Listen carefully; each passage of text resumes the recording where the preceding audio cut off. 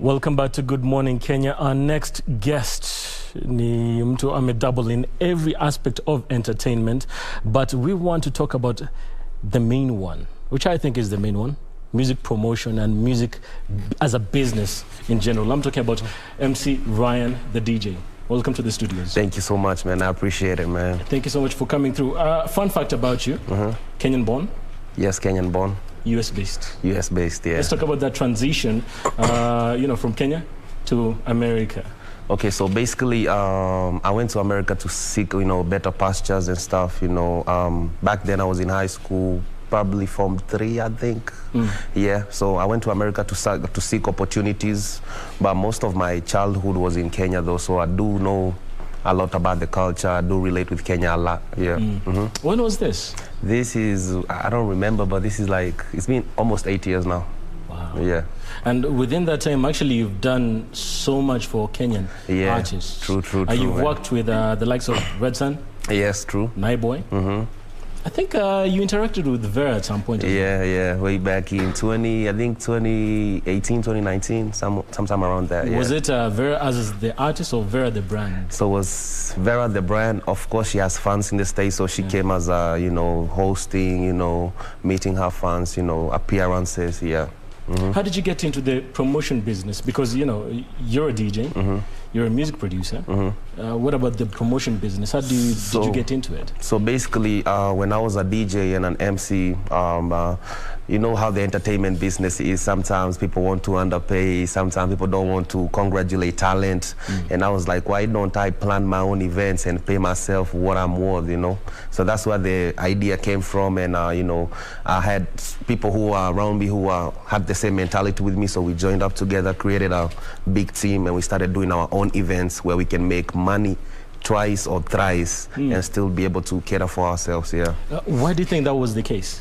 I feel like, a lot of us miss the point. I feel like a lot of us just focus on the craft and forget about the branding. But on the world we live in right now, you really have to, brand yourself. You have to present yourself as a brand for you to, put your prices where they need to be. But some of us, we just craft, you might be versatile, but you can't be versatile just sitting at home. You gotta be versatile and be out there, brand yourself, say your brand, so that you can put your price tags where you want them to be. With regard to branding, I had an artist here earlier. He was forced to rename himself to solidify his brand in terms of his content. Let's talk about branding with regard to, the comparison, because you're in a better position to tell us. Okay. You've seen American artists and Kenyan artists. Where are we falling short? I feel like when it comes to branding, we need to think a little bit wider in range. I still understand sometimes, okay, so it depends. When you start as an artist, most of the times your name starts from what inspired you to get into what you're doing at the moment. And then you see somebody, you probably get a brand name which you thought will be applicable at the moment, but when you get to the top, you come to deal with these big brands, and the brand name is not applicable to what they want you, which stops you and pushes you a step back. So I advise people to just seek information. Information is everywhere. It's 2022. Everything is on the internet. Branding starts from your name. Your name presents yourself before, when you go somewhere. What's your name? My name is MC Rayan, the DJ. That's the first thing somebody's going to look at you for. So I feel like people should pay more attention with that, pick better names that can represent them better, in front of people, yeah. With regard to the same thing, branding, do you feel like, you need a PR executive to help you? Or should you just be creative with it, like, the likes of VA? I feel like way back you didn't need a PR, but these days I feel like you need a team, to be honest, because it's just too much going on, and also competition is high. You have to be 10 steps ahead for you to get where you need to be. It's a lot of people, but we have like talented people coming on the scene every day, man. So I feel like you need good PR, you need good management, you need good people around you, people who can dress you well when you go in public, stuff like that, yeah. Previously, I heard you speak about, promotion in terms of not just, Kenyan artists going to America, but even American artists trying to come into the Kenyan market. Kenyan artists in America trying to get into the country musically. How's that working out? Okay, you say Kenyan artists started getting the market in America? It's hard. I'm saying that because I still do music too. It's really hard because I've seen a lot of talented people in America, good artists, people with good talents, but they don't get support back home because I feel like with us Kenyans, we want to support who is next to us, but you know, I feel like we need to support everybody globally. As long as we share the same culture, we share the same country, same bloodline, I feel like we should support each other, because if you think about it, if you support an artist in America and he's Kenyan, you're taking Kenyan music globally really shortly, you know. So I feel like we should support each other. You know, I know we have artists, we have, you know, people think in diaspora is just a few Kenyans over there, but to be honest, we are a lot of Kenyans in diaspora, man. We are a lot. And it's a lot of people who have a lot of stuff to showcase, you know. So I feel like we should open that industry on the other side, and that's one of the reasons I'm in this industry. I want to bring more people on the scene. I want to bring more people on the market from diaspora. That way we can take this music globally, man. Now, what many people might not know, you started as an MC. Yeah, I started as an MC. Before being a music producer? Yeah. Then a DJ? Yeah. MCing, when did you fall in love with music? Back in high school, really. Back in high school. Yeah, I used to be the people... Who was your favorite artist back then? This is 8 years ago, yeah? Yeah. Who was your favorite artist back then? Man, I used to listen to Jua Kali a lot. Yeah, man, I used to listen to Jua Kali a lot. I used to listen to Red Sun too, but I didn't know I was going to come to work with him in future. You know, time flies, actually. But yeah, man, I was inspired in high school. I used to be some of the students who used to play beats on the table, you know what I mean? Yeah, man, so high school inspired me on music. I won't say being an MC was part of the plan game, but that's what brought me into the game. That's the only chance I had to put my foot inside the industry. So when I got there, I put my foot inside the industry, and that's when, you know, I got into the DJing and the music producing, because that's what I wanted to do. But, you know, in life, you look at the chance that is available, get in, read around, see what's going on, and then take advantage of it. And you're taking full advantage of it, because right now you have a banger, Kamnyweso. Kamnyweso, yes. With Sudhi Boy and Masaoti out in streaming, yeah. How's the reception? The reception is nice. I like both artists. They do timeless music, mainstream music. My target is to do music for all. I want to go to my grandma's house in the village and play my music to my little nephews and cousins, you know. Yeah, man. So I want to do timeless music that can be played in graduations, you know, weddings, you know, nice stuff, and which every Kenyan can relate to. Yeah. I'm glad you mentioned family. Yeah. When you went to look for greener pastures 8 years ago, was music in the plans? Nah, man. When I was going there, what was in my head was school. Yes, but I went to school, but you know, when you go to school, you still, you know, meet people, connect, you know. It just came by. I feel like it was just a natural, you know, feeling that just came with it, man, to be honest, yeah. Just came naturally. What are they saying now that, you know, you're doing it big in music? Yeah. They're saying you with all these celebrities, you're a celebrity in your own right. Yeah. What are they saying now? I feel like, and this goes to everybody, man. I just want to say, you know, everybody has a progress in life. So when you see somebody making big steps in life, you need to appreciate, you know.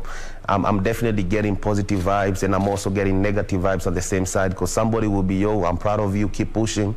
And somebody else will be like, yo, man, MC Rayan, Ulio Moko Kanza Kuringa, you know. So, yeah, man. So I feel like it goes both sides, man. But, you know, all in all, I'm focused, and I'm just, you know, focused to the top, man. Everything else comes after, man. How do you push through that negativity? I feel like I don't think too much about it, you know. I feel like I take these things as opinions. You know, everybody can't have the same opinion, really. And at the same time, you can't please everybody. So I just take it as it is, man, and move on. In terms of pleasing everybody, you know, music is a business. How hard was it to tap back into the market as an MC? Because, you know, you're living in America for 8 years. Yeah. You're listening to trap, trap soul, R&B. But now, back in Kenya, there's this new genre cropping up. Oh, yeah. Gengeton. Yeah. How hard was it, you know, diving back into the market? I'm actually really well updated with the Kenyan industry a lot. You know, I feel like it's a personal, you know, drift, because, you know, a lot of people go to America and just let go. I didn't let go. I'm always on YouTube looking at the new songs in Kenya every week. I'm a DJ. I update my playlist every week. Every time Kenyan music drop, I update my playlist. I'm always on YouTube looking at what's going on in the country. Yeah. So when I come to Kenya, I know what's going on. I know who is who, what is what, where to be, where not to be. So I didn't let it go. I'm still on the drift, and I still keep up till today. And I don't think I'll stop. Yeah. Keep pushing, because you know, we're about to play Kamiyweso in just a few minutes. And let me first of all ask, why did you choose to collaborate with Sudhi and Masaoti? Man, it just brings me to the same point, man. You know, one thing, I just want to do timeless music, man. You know, timeless music is one thing nobody can fight, you know. Timeless music is music that can be requested anywhere, you know. Like I said, baby showers, weddings, everywhere. So Sudhi Boy and Masaoti, they do timeless music. They do music for all, you know. And that's one of the reasons why I decided to work with them. I'm going to work with more Kenyan artists. I have big collabos coming, you know. We're just getting started, really. And you do have an EP coming? Yeah, I have an EP coming this November. Yeah. It's going to be a little diverse, not Kenya only. Kenya, TZ, West, South. Yeah, so the file is big. The music is bulky. We just got to do it at the right time, man. Before we talk about the EP and the collaborations that you have in store, you were talking about timeless music. Kenya. Do you feel like we're guilty of not creating as much timeless music as we should? Because like I said earlier, there's conversations, especially with regard to making bangers, but not something you can refer to like a year later. This is what I would say about it, really. I feel like we learn as we go. Me too. Sometimes back, I wasn't doing timeless music, I had some tracks that were out I look at today and just smile, So I feel like you learn as you go, Everybody got to start from somewhere, man. I'm actually happy that you graced our studios today as a promoter. Not just as a DJ, music producer, and MC. There's been conversations from the artists, because I've asked so many artists before. How come? Why are people doing this? Why are artists doing this? Because there's these conversations, like a big percentage are saying create timeless music. The artists are saying, the promoters are telling us we need bangers. I feel like for me, it's actually really hard for me, because sometimes I have to come here, talk as an artist, and then I have to go there, talk as a promoter. They don't go along at all. It's two different, contradictions. But if you ask me, to be honest, a promoter is all about focusing on, you have a talent, I have the promotion, how can we make this money? So for him, he's looking at the ticket sales, he's looking at what you bring to the table, so he's going to be like, do club bangers. But at the same time, let's just think abroad. We have slow songs that are multi-platinum records in Kenya, slow songs that go get big crowds and people vibe to them, So I feel like every music has its own way, really, man. And I've seen Kenyan artists in America perform slow songs and love songs, and people actually vibe to them, So I feel like you as an artist, just be yourself. Don't let the promoter control you. I mean, I feel like don't you feel like that's a bit contradictory in terms of this is a new artist. You're telling them be yourself, but make sure you're bringing in the crowd. Yeah, I feel like Let me try to put it this way. What would you advise an upcoming artist right now from Kenya? I feel like if you're an upcoming artist in Kenya, you need to do your research, because the game is stiff. First of all, let's start from there. Second of all, you need to ask yourself, where is this music gonna take me 5 years from now? I feel like a lot of us, we get in the game just to do it for the clout and for the fame. I feel like we should start focusing on both sides, what you're doing for your brand and also the money coming in. I know as an upcoming artist, you're not going to start making money right away, but, the more you set the standards, the more you get, the more closer you get to the end of the game, Setting the standards, I like that. You mentioned something very interesting, clout. Over the past 4 years, I'm actually being very exact with this. Over the past 4 years, we've seen a lot of clout. True. On the Kenyan market, in terms of the music industry. How is it reflecting in diaspora? Does it mean more shows for them? Honest opinion from me, they actually love this stuff, man, because that stuff, it just makes them, it makes them you know, just keep tapped in with the you know, the Kenyan culture, you know. Does it make the Kenyan artists more interesting if they have something in the I feel like it does, because, you know, me, when I'm in America, for example, let's say it's on a weekday, I'm probably handling other business. I'm not even on the entertainment zone. I just need a little laughter. I'm going to go to Instagram, scroll to somewhere I know they post that stuff. I'm going to see something funny, and it's going to make my day because I'm Kenyan and I relate to that. In America, you don't run into Kenyans like that, like the way you're gonna be in Kenya, meet somebody, be like, hey, habari yako. No, in America it's barely, maybe when you link up on weekends, but you don't see Kenyans more often like that. So when you see, you know, Kenyan artists bringing entertainment straight to your phone, man, they relate to this stuff, man. I mean, it's not too bad, just don't overdo it, really. Don't overdo it. Yeah. What's overdoing it? I mean, overdoing it is just doing too much, man. I mean, it gets to a point where you look at something and you're like, no, this is twisted, too much twisted, man. Yeah. Because, you know, if I'm being honest, I think most of the Kenyan artists, they're trying to emulate what they see in the US market. Because we see, you know, for us an example, we see what's happening with Ye, Kim, and Pete. Yeah. So we see, like, they're trying to emulate such scenarios. True, true, true. You know, so what is doing too much really? Doing too much is going outside your perspectives and outside your brand, you know. Sometimes people do clout and it doesn't reflect what they need. Now they have to go outside their brand and their perspective as a person just to make it go where it needs to be. I think that's where you get lost, really. Because even if you look at the big celebrities in America, Kim Kardashian and them, when they do all these pranks, it's to a base where we all, okay, this is what's going on, you know. They don't interfere with their brands, they don't interfere with their perspectives at all. So I feel like, yeah, we should watch on the limit on what we do, you know, just do it for the benefit of the industry at their range, but don't do it for the benefit of, you know, just try to please everybody and all that, yeah. Let's now talk about, you know, MC Rayan as the DJ. You started as an MC, production, then DJing. Yeah. Who brought you into that fold in terms of DJing in America? Because I can imagine it's, you know, a tough market to get into.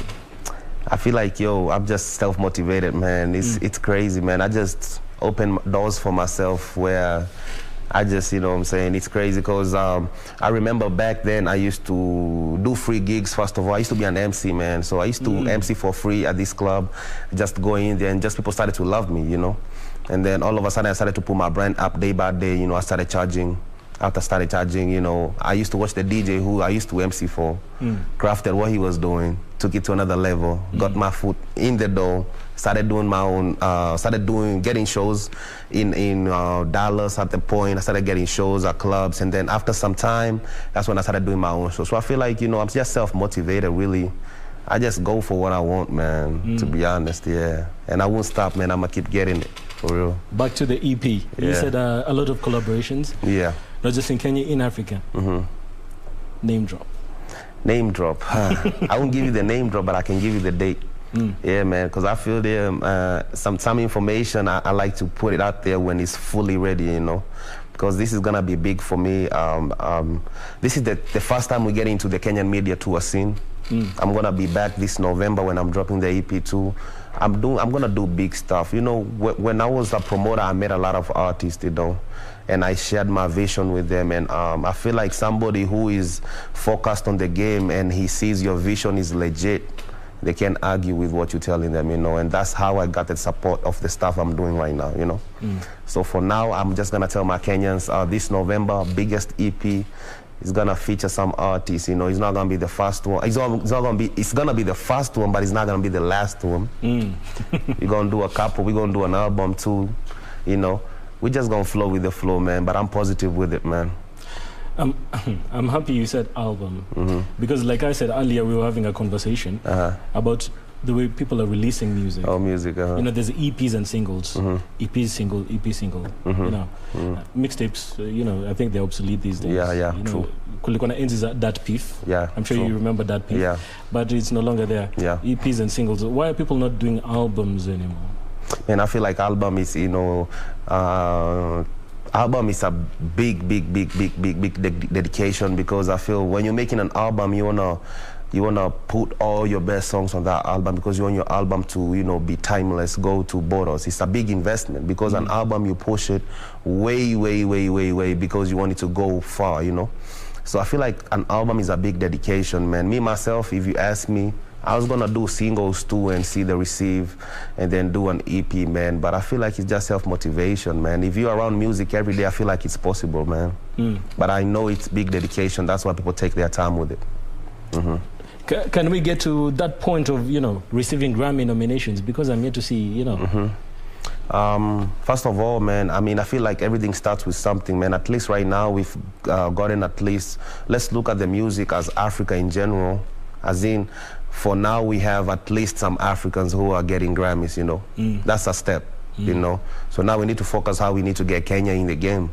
And I feel like we have big names in Kenya who do timeless music like Masaoti, so, and I'm positive with time they will pick up, you know. But yo, I tell people this, man, there was a time we didn't have any African on the Grammys, man. But at least now we have Afrobeat considered in the Grammys, you know. But I would like them to consider it as a genre in the Grammys where they say best Afrobeat of the year because they say best African song of the year.